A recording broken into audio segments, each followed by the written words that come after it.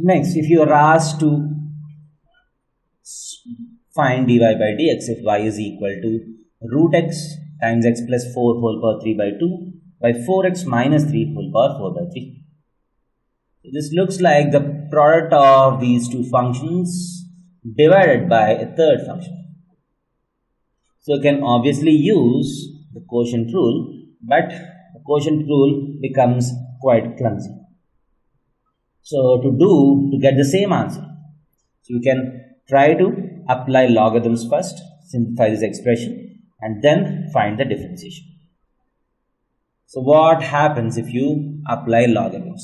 So ln y is equal to ln of root x times x plus 4 whole power 3 by 2 by 4x minus 3 whole power 4 by 3. So now this is log of something into something by something. So we know that if you expand log, whatever expressions are there in product, they become plus, and whatever expressions are there in the denominator goes with a minus sign.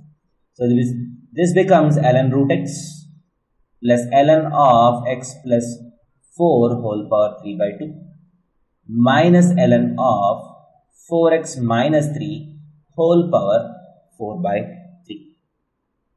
Now these powers which you have come out as multiplicants. So that is equal to, this implies ln y is equal to root x is x power half.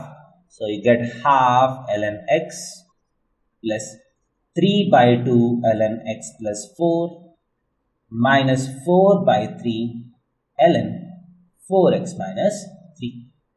So now that things got separated, you can apply differentiation on both sides.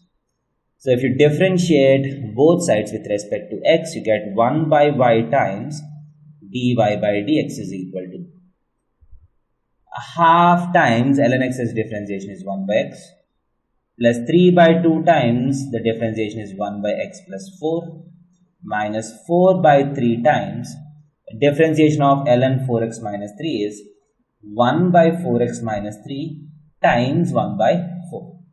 This 4 and this 4 gets cancelled.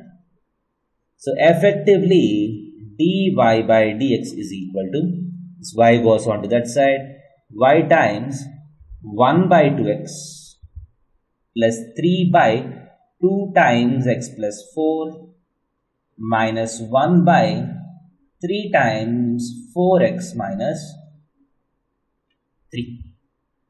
1 by 3 times 4x minus 3. So this is the differentiation dy by dx if y is equal to this. It looks simple, right? So if you have to use the quotient rule, you have to differentiate this by product rule into this differentiation. It looks like quite clumsy. If you simplify this expression, you get the same answer as you would have got if you have applied the quotient rule. So the answer does not change, but the process becomes easy. So that's the beauty of logarithms.